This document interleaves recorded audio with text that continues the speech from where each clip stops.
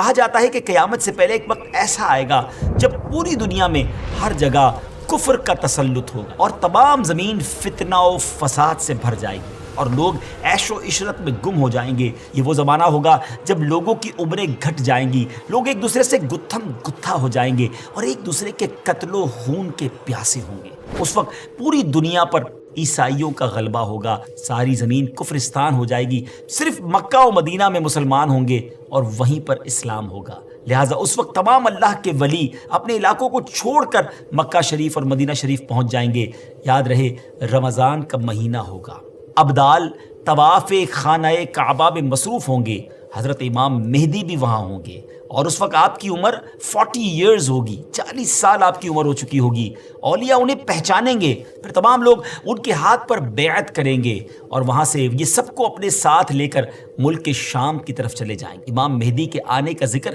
ایک دو حدیثوں میں نہیں بلکہ 200 سے لے کر 250 احادیث اور اقوال تابعین میں ملتا ہے۔ ام المومنین حضرت ام سلمہ رضی اللہ تعالیٰ عنہ روایت کرتی ہیں کہ میں نے رسول اللہ صلی اللہ تعالیٰ علیہ وسلم کو یہ فرماتے ہوئے سنا کہ آپ علیہ الصلوۃ والسلام نے فرمایا مہدی حق ہے، اور مزید آپ علیہ الصلوۃ والسلام نے فرمایا امام مہدی سیدہ فاطمہ الزہرا رضی اللہ تعالیٰ عنہا کی اولاد سے ہوں گے۔ بہت ہی اہم بات یہ ہے کہ مہدی آپ کا نام نہیں ہے بلکہ آپ کا لقب ہے۔ ان کی کچھ اور صفتیں بیان کرتے ہوئے اللہ عز و جل کے آخری نبی صلی اللہ تعالیٰ علیہ وسلم نے ارشاد فرمایا مہدی میری نسل سے ہوں گے، ان کی ناک پتلی اور بلند ہوگی اور پیشانی روشن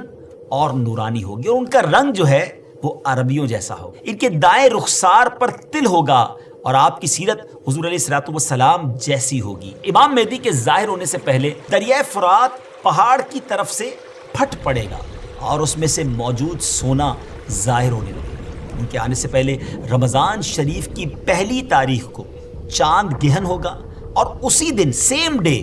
دوپہر کے وقت سورج گہن ہوگا، اور ایسا گہن پہلے کبھی نہ ہوا ہوگا۔ اور 3 یا 7 راتیں مشرق یعنی ایسٹ کی طرف سے ایک بڑی آگ ظاہر ہوگی اور بہت بڑے بڑے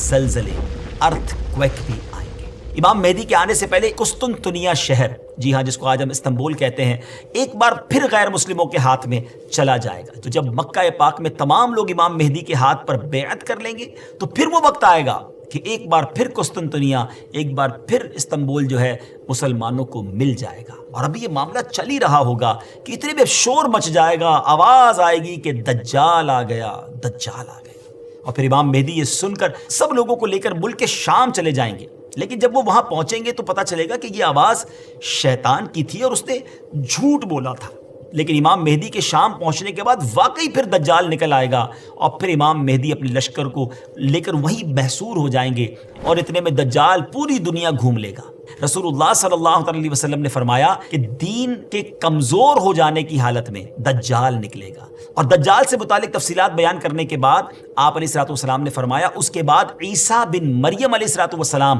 آسمان سے اتریں گے، پھر نماز فجر کے لیے اقامت ہوگی اور مسلمانوں کے امیر امام مہدی کہیں گے کہ اے روح اللہ امامت کے واسطے آگے تشریف لائیں۔ حضرت عیسیٰ علیہ الصلوۃ والسلام فرمائیں گے تمہارا امام ہی تمہیں نماز پڑھائے۔ تو اس وقت امام مہدی رضی اللہ تعالیٰ عنہ نماز کی امامت فرمائیں گے۔ جب لوگ نماز سے فارغ ہو جائیں گے تو مل کر حضرت عیسیٰ علیہ الصلوۃ والسلام کی قیادت میں دجال سے مقابلے کے لیے نکلیں گے۔ اب دجال کی حالت یہ ہوگی کہ وہ حضرت عیسیٰ علیہ الصلوۃ والسلام کی سانس کی خوشبو سے پگھلنا شروع ہو جائے گا، وہ بھاگے گا اور حضرت عیسیٰ علیہ الصلوۃ والسلام اس کا پیچھا فرمائیں گے اور باب لد کے پاس اس کی پیٹھ میں نیزہ ماریں گے اور اس سے وہ جہنم واصل ہوگا۔